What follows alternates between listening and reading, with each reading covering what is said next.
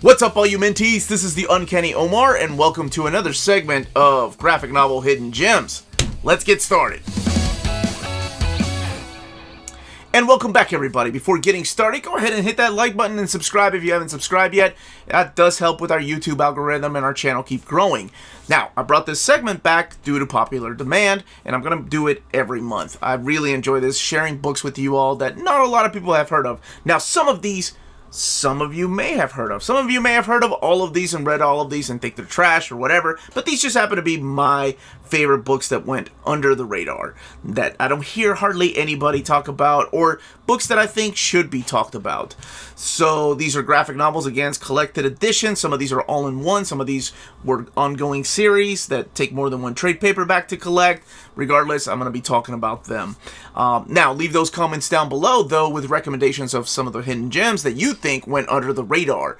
I had a lot of good recommendations the last time I did this in January, and I will be checking those out. No, February. I've been doing this, I brought it back every month. So, let's go ahead and get started.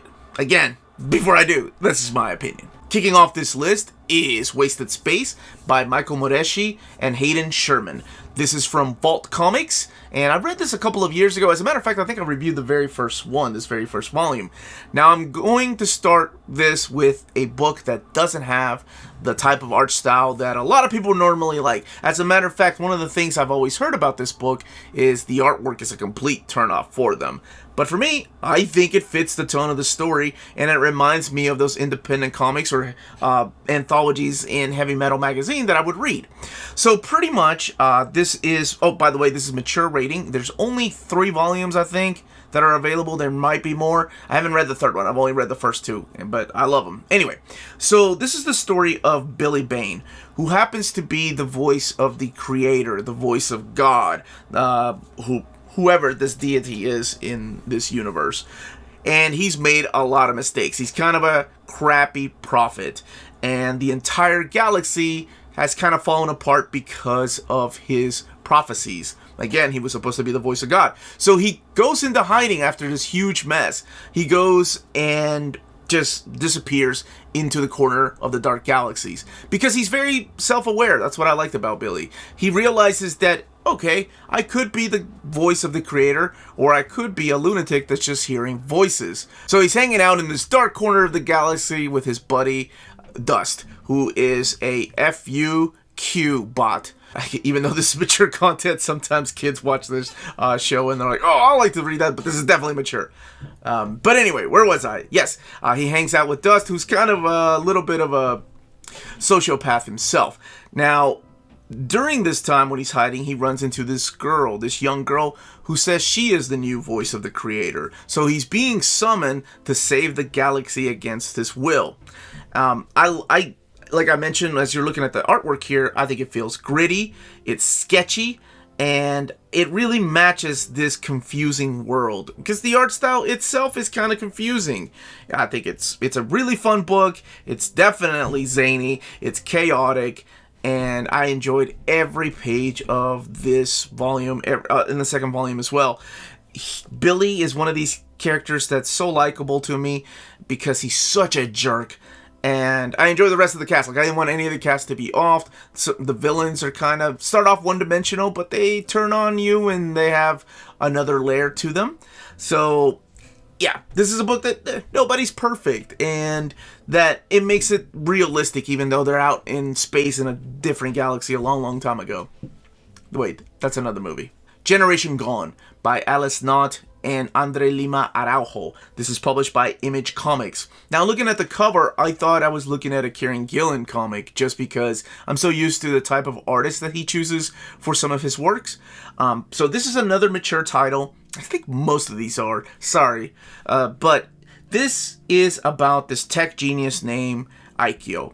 And Aikyo works for a secret government organization known as DARPA. And he has a secret project called Utopia, and what he wants to do is change the human race by using code that rewrites our very DNA, and we kind of become superhumans. Now, he hasn't tested it out. As a matter of fact, the government's like, yeah, we don't want to do that. This is kind of crazy.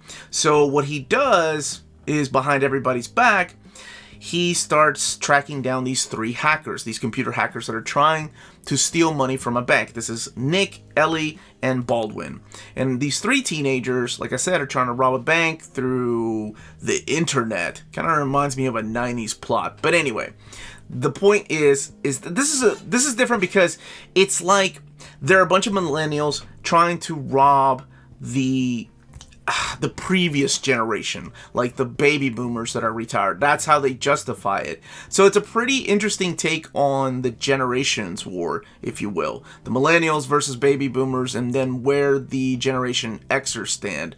I know I'm not a fan of labels either, but this one really sit with me well because I enjoyed the story because we're giving teenagers superpowers, and when they get superpowers, it's really violent in the way that it's drawn. I think it's very graphic. I love the art style. Kind of reminds me of Steve Dillon. Araujo's art reminds me of a cleaner, smoother Steve Dillon, and I'm a big fan of Steve Dillon. But this reminds me of something like Chronicle. That I don't know if y'all have seen that movie where, you know, teenagers get powers and they don't know what to do with it because they're the first 3 of their kind. You have the power of flight, you have the power of invulnerability, you have the power of healing, and I'm not going to reveal who gets what. And then the consequences that comes with it. Does it drive them crazy? Does there betrayal? Is there drama? Of course there is. There's teenagers. Of course there's drama. But I don't know. This one, I remember the ending sticking with me because I really enjoyed it. And if you've not heard of it, I've not heard a lot of people talk about this one. This one's published by Image Comics, and like I said, it's got mature rating. Empire by Mark Waid and Barry Kitson. This is published by IDW. Now, you might be confused because you're like, wait a minute, I've read this before. It was published by DC Comics. It was. As a matter of fact, this one has a strange start. It started when Mark Waid and Barry Kitson and Brian Augustine, I think, decided to publish their own comics with Guerrilla Comics, I think is what they were called. And then Image Comics got the rights to publish it, and then DC Comics, when the company went bankrupt, ended up with the rights. Regardless, do yourself a favor if you've not read this. This is literally one of the best comics that I don't hear hardly anyone talk about. There is a follow-up to this, but honestly, this is, to me, an all-in-one. And it was an all-in-one when it was published by DC. But this is the story of Golgoth. And think of Golgoth as your Doctor Doom supervillain type, who kind of looks like Iron Man. Or, anyway, where was I? The point of this is that he has finally successfully carried out his world-conquering scheme. That's right. He has dominated the world. He's gotten rid of superheroes, and now what? And that's actually the basis of this story. It's now what? What do you do when you win the war against your arch nemesis? Like, you've gotten rid of all your opposing sides, and now you're ruling this world. You have a daughter, but it's really cool because you don't think about things like that, right? Like, what if Doctor Doom had won against the entire Marvel Universe? How boring would life be? So this is pretty interesting because, yes, there's a few pockets of resistance here and there, but those aren't really the focus. Instead, what they do is they focus on Golgoth, his lieutenants, and the schemes, and then, of course, the stressfulness that comes with being this, tyranny that's ruling over everybody. And what I like about this is that none of the main characters deserve any empathy. This is a tough read for some people, and I can understand, because it focuses on just despair. It's grim, and it's got it's hopelessness. So absolutely, this is amazing. I love it, and I understand it's not for everybody. This is Barry Kitson, one of my favorite artist. He drew Legion of Superheroes worked with Mark Waid on that. And of course, it's Mark Waid. I mean, I don't know if you're familiar with him or not, but he is top 20 for me, favorite writers of all time. The man knows what he's doing. And this one that I know, when I bring it up to some of the podcasts or YouTube channels that I've been on, hardly anybody has read this, so I strongly recommend this one. Now, this version, like I said, is published by IDW Comics. Number 4 on this list is Friendo by Alex Pacnadel and Martin Simmons. This is another one published by Vault Comics. This is another one that's mature rating, and damn it, I forgot to mention that Empire is older teen, not mature. That's the only one on the list that is not mature rating. So, whoops, sorry about that. Anyway, where was I? Okay, so this one's a little bit of a slow start for people, I think. It was a little bit of a slow start for me because it's kind of confusing, but I like that. So this is the story of Leo. Leo's our main character. And think of Leo as this guy that grew up when he was a kid. He had no toys. He wasn't allowed any technology. And therefore, he didn't have any friends. And this is all because of his strict parents. Now, this kid grows up and he wants to be an actor. He's a wannabe actor. And he's a loser. That's the life that he has. And his girlfriend, Rachel, no idea how the two of them are still together. That's how he kind of lives off of her money. So she gifts him this thing called Friendo, which is a pair of glasses that you wear, and it kind of becomes your virtual reality assistant. So he puts on the pair of glasses, and for a kid that grew up with no friends and no money, no technology or no toys, he creates this character of Jerry. And Jerry becomes his friend, if you will. Can't say friendo without thinking of No Country for Old Men. But anyway, Jerry is this virtual reality version of what Leo wants to be. He's cool. He's funny. He wants to go on adventures. And of course, in order to do that, he needs to take Leo and his money with him. So together, it's like a virtual reality trip. But I think it's a very interesting concept because it's so true to the world and what's going on. How connected we are with our phones, with tablets, with computers, or social media for that matter. So I think that's a really good point that they're trying to make. It's not really an in-your-face social commentary, but you get it. So to me, this felt like a Hunter S. Thompson story meets Natural Born Killers with a little bit of her. I don't know if you've even seen those movies, but that's the best way I can describe this story. I liked it. To me, the pacing was really well done, but it has a little bit of a slow start, so I understand why people would get bored with it. But I think if most people stuck with it, they would find something really good in this. And the artwork has this independent feel to it, but it's really good. Like, I really like Simmons' art. It's clear. It's easy to follow. The violent scenes aren't done over the top. And yeah, this is definitely one. I think I read this back in 2018 that I wanted to talk about, and for some reason I never did end up reviewing. But anyway, if you haven't checked it out, do yourself a favor and check it out. And to wrap up this list, Centipede by Max Bemis and Aeon Maron. This is from Dynamite. And as a matter of fact, I actually reviewed this with Wonder Maddie a couple of years ago. And I lied. This is the other older teen book. Empire was not the only one. So, I know what you're thinking. Atari game, and it was a blast when you were a kid. Or you're young and you're watching this and you're like, what the hell is Centipede? Isn't that an old game? Yes, it was, but it was a lot of fun to play. This book took me by so much surprise. So they made an Atari game into a freaking awesome comic book. I love this comic book. This is the story of Dell, who is the last man on his planet. Whether it's an alternate reality Earth, whether it's Earth in the future, doesn't matter. All you need to know is that Dell is the last of his kind, and he is fighting against this alien centipede that has eaten everyone else. And of course, there's the jumping spiders in there that he has to fight, little mini bosses.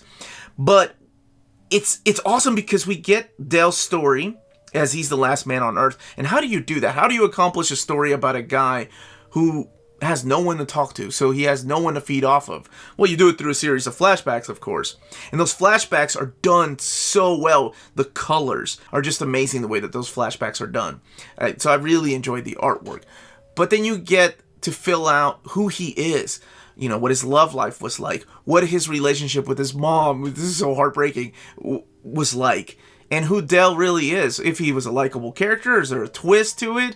How he became the last man here on this planet or on this alternate reality? Because when you think about it, if you're the last man on this planet that's trying to survive, it's not about saving the planet. It's literally about revenge. You're the lone survivor, and all you want to do is take down this creature that killed everyone you know. To me, this was a story that was surprisingly touching. I was not expecting that out of a Centipede comic book, and it was funny at times. I thought it was funny, and it delivers that sci-fi little touch that I need in my comic books sometimes. So absolutely why it made it on this list. You definitely check it out. Do not be turned away by the Atari logo. Now, you can purchase most of these books from our sponsor, cheapgraphicnovels.com, your online source for collected editions up to 50% off retail price. Cheap Graphic Novels prides itself on excellent packaging, so your stuff gets to you in excellent condition, and they have amazing customer service. Check out their bargain deals for up to 90% off cover price. And for all you Minties that are watching, if you're a first-time customer, don't forget to mention that Near Mint Condition sent you their way for a promotional credit on free shipping on your next order. Now, this is only for U.S. customers. CheapGraphicNovels.com, your source for the hottest books with deep discounts, customer service, and excellent shipping that will keep you coming back for more. And that was it. That was my list of 5 hidden graphic novel gems this month. Let me know in the comments down below what you thought of my list. If you read any of these, if you loved them, if you hated them, whatever it is, please leave those comments down below. Again, this is just my personal opinion. Does not make yours invalid. Let me know what you would suggest I add to this list in case I haven't read it. Sometimes you all suggest things that I've never even heard of, and I go on and put them on my wish list. So thank you all so much for joining me. Please don't forget to hit that like button, subscribe if you haven't subscribed yet, ring that bell for notifications. More importantly, everybody, stay healthy, stay safe. Much love.